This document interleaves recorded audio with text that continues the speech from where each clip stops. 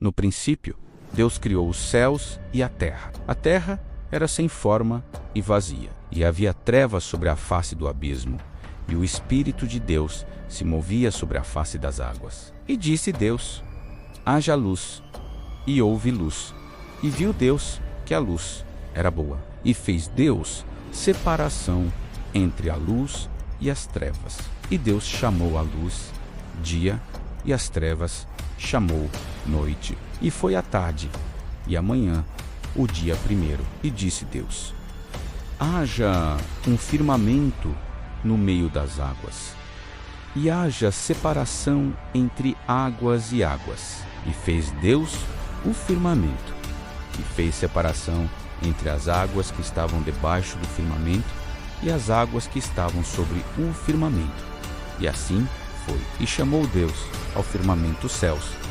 E foi a tarde e a manhã, o dia segundo. E disse Deus: eijentancei as águas debaixo dos céus num lugar, e apareça a porção seca. E assim foi. E chamou Deus a porção seca terra, e ao ajuntamento das águas chamou mares.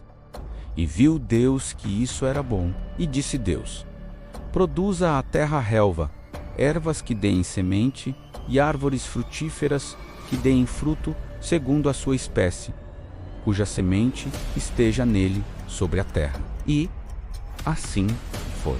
E a terra produziu relva, ervas que davam semente segundo a sua espécie, e árvores que davam fruto, cuja semente estava nele conforme a sua espécie. E viu Deus que isso era bom, e foi a tarde e a manhã, o dia terceiro. E disse Deus: haja luminares no firmamento dos céus, para haver separação entre o dia e a noite, e sejam eles para sinais e para tempos determinados, e para dias e anos, e sirvam de luminares no firmamento dos céus, para alumiar a terra. E assim foi. E fez Deus os dois grandes luminares, o luminar maior para governar o dia, e o luminar menor para governar a noite.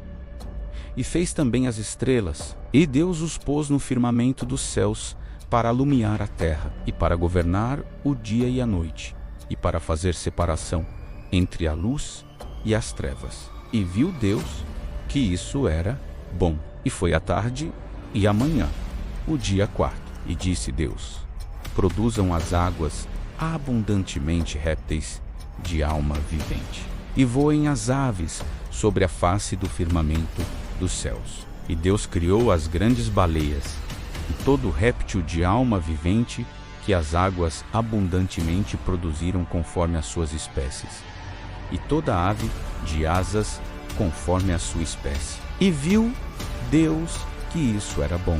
E Deus os abençoou, dizendo: frutificai e multiplicai-vos, e enchei as águas nos mares, e as aves se multipliquem na terra.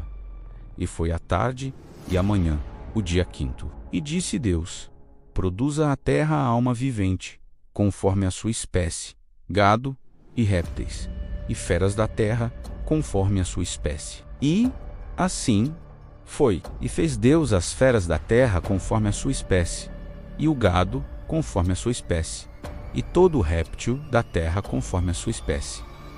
E viu Deus que isso era bom. E disse Deus: façamos o homem à nossa imagem, conforme a nossa semelhança, e domine sobre os peixes do mar, e sobre as aves dos céus, e sobre o gado, e sobre toda a terra, e sobre todo réptil que se move sobre a terra. E criou Deus o homem à sua imagem. A imagem de Deus o criou, homem e mulher os criou. E Deus os abençoou, e Deus lhes disse: frutificai e multipliquai-vos, e enchei a terra e sujeitai, e dominai sobre os peixes do mar, e sobre as aves dos céus, e sobre todo o animal que se move sobre a terra. E disse Deus: eis que vos tenho dado toda a erva que dá semente, que está sobre a face de toda a terra, e toda a árvore em que há fruto de árvore que dá semente, servosão para mantimento, e a todo animal da terra, e a toda ave dos céus, e a todo réptil da terra em que há alma vivente. Toda a erva verde lhes será para mantimento. E assim foi, e viu Deus tudo quanto tinha feito, e eis que era muito bom. E foi a tarde, e amanhã, o dia sexto. Assim, os céus e a terra e todo o seu exército foram acabados. E, havendo Deus acabado no dia sétimo a sua obra que tinha feito, descansou no sétimo dia de toda a sua obra que tinha feito, e abençoou Deus o dia sétimo e o santificou, porque nele descansou de toda a sua obra que Deus criara e fizera. Estas são as origens dos céus e da terra, quando foram criados. No dia em que o Senhor Deus fez a terra e os céus e toda a planta do campo que ainda não estava na terra, e toda erva do campo que ainda não brotava, porque ainda o Senhor Deus não tinha feito chover sobre a terra, e não havia homem para lavrar a terra. Um vapor, porém, subia da terra e regava toda a face da terra. E formou o Senhor Deus o homem do pó da terra e soprou em seus narizes o fôlego da vida. E o homem foi feito alma vivente. E plantou o Senhor Deus um jardim no Éden, do lado oriental, e pôs ali o homem que tinha formado. E o Senhor Deus fez brotar da terra toda árvore agradável à vista e boa para a comida, e a árvore da vida no meio do jardim, e a árvore da ciência do bem e do mal. E tomou o Senhor Deus o homem e o pôs no jardim do Éden para o lavrar e o guardar.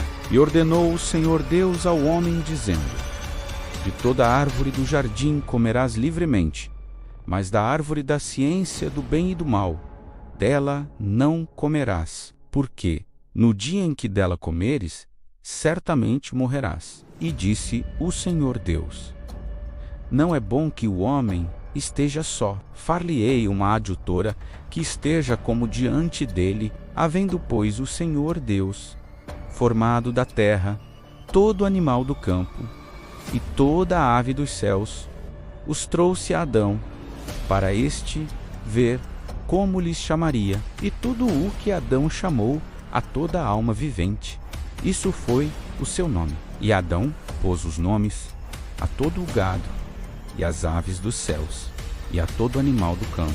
Mas para o homem não se achava adjutora que estivesse como diante dele.